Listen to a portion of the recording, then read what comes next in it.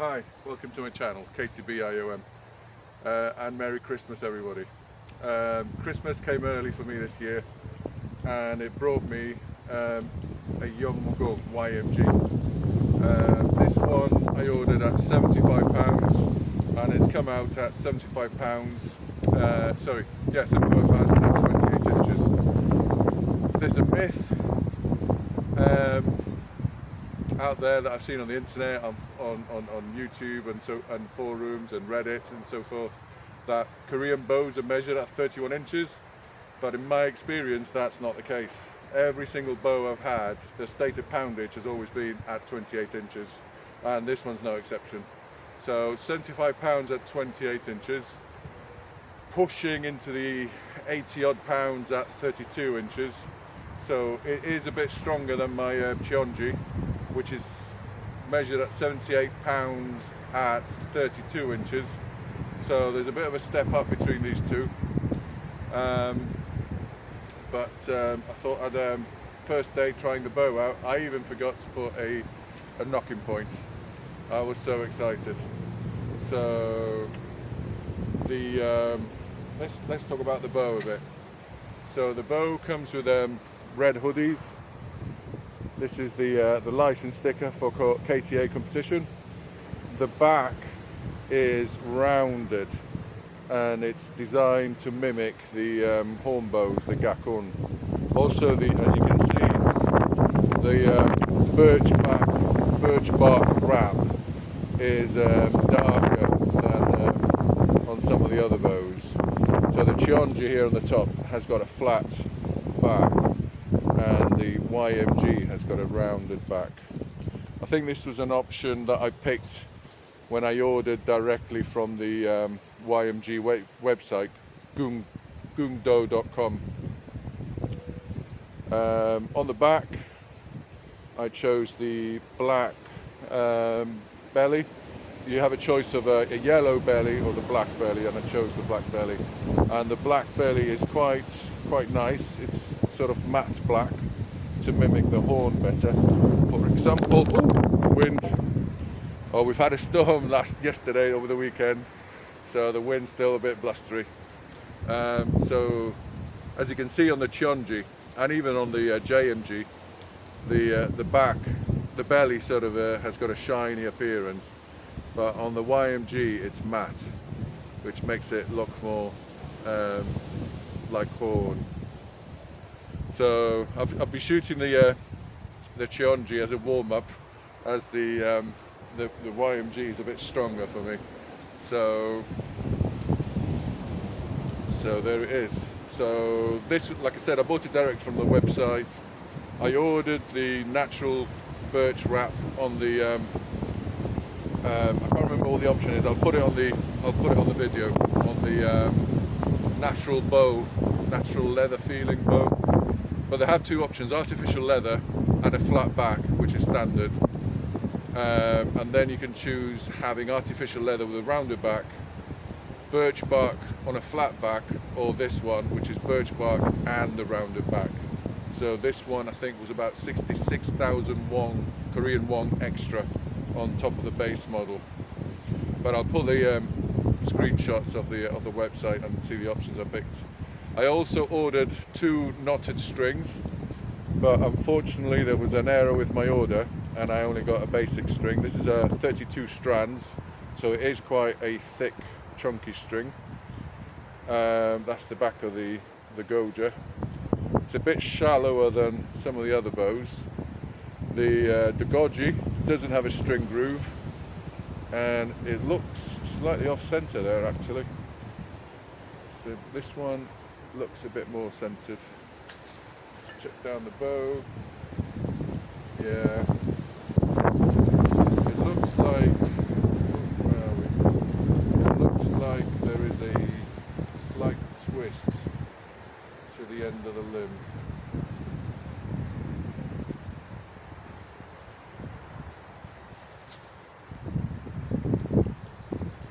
So there's a slight twist. So I'm just gonna try and give it a bit of a twist.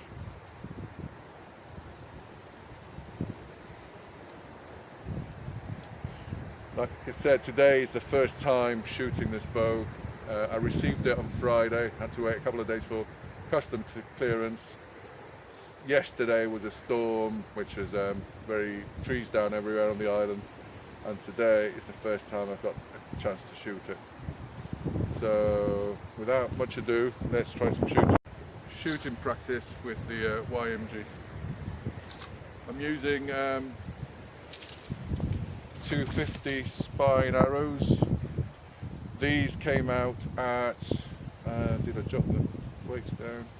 I think about 480 grain, but I've added a 150 point grain, so they should be about the 500 grain mark, which pushes the GPP for this into the 6 GPP zone. I'll have to work out the figures later. I'll put them on the website. Sorry, the tripod is moving a bit in the gusts. So let's try some shooting and see what it sounds like.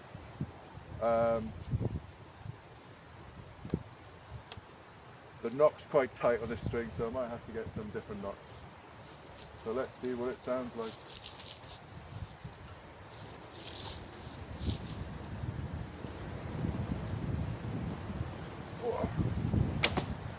Oh, that's a bit of a strain, but wow, the arrows are like rockets, and the thump, that is wow.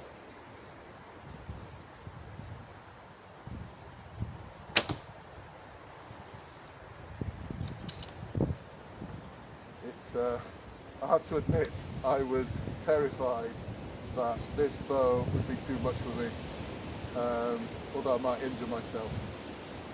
But and it's certainly at the limit, but it's achievable.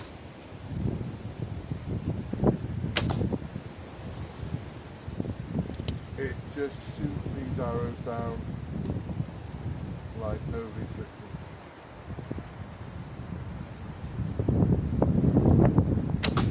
Oh, let's have a look at that. Oh.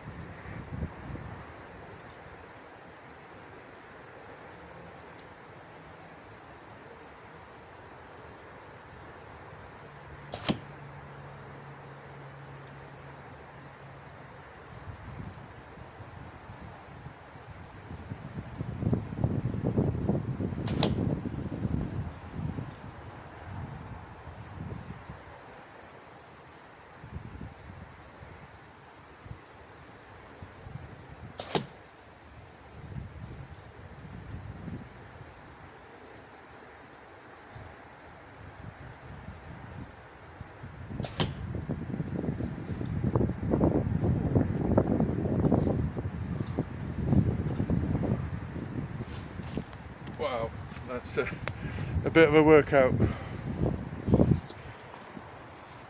So I'm struggling a bit with the strength of it, but all in all, I think I'm quite happy with how it shoots. The arrows all look quite straight. It's I think the arrows are well spined for this bow. I've got some 200 spine arrows Oh my word, I can feel it. Uh, oh my word, this bow is really heavy. I need a lot more practice with this, but wow, it feels really good. This is a full body experience shooting this. So I think I'm gonna call it quits now. I'm gonna have something to eat, some water, and have a bit of a rest. And I might practice a bit more with the Cheonji just to warm down. So thank you for watching. I'll do a full review of this bow possibly next year now, depending on the weather. Let's see how it is. And I think I need a bit more practice to get used to this. But wow, what a bow! This is tremendous. The bow, the handle came wrapped already with a jumpy, so I didn't have to do that myself, which I was going to do a video about it, but it's come well wrapped on that, so I'm quite happy with that, and it fits really nice. I was a bit unsure whether the standard grip was going to be too small, but it's actually quite nice. And the little and it tapers to the front. It has like a little ridge which sits right on your knuckles, so it's a good indicator of you know, the grip on your hand. So I'm really pleased with this bow. Like I said, I was afraid I was going to get the bow, injure myself and not be able to shoot it, and then just have it as a decoration. But it shoots, and I can shoot it. But it's a good step up in my journey to a higher poundage bow. But wow, I'm really impressed. Yeah, I got a bit upset when I opened it on Friday, because I was expecting to see the bow bag and the Gungdae, and the knotted strings, because I like having a bag because it keeps the bow safe. The Gungdae keeps the bow safe as well, and it has somewhere to keep it. Whereas when it's just the bow on its own with a string, you know, it's going to get knocked about if you don't look after it. Looking at a close-up of the birch bark, I oiled it last night, and I did a little video showing the process, which I'll put up. I did it without sound, with a few subtitles, so I'm trying to find some music for it. It's 12 minutes long or thereabouts at the moment. It's just a bit of a slow process, but it just goes through the steps. And last night when I oiled it and I left it, it had still a bit of a sheen, a bit of a dampness to it, but overnight it's just dried out nicely, and the oils absorbed into the birch bark. So going forward I might give it another olive oil coating in a month or so, and then after that I'll stick to shoe polish just to protect it and keep up the moisture barrier. But it's done quite well. The arrow pass has a few marks. I also added a bit of oil to that last night.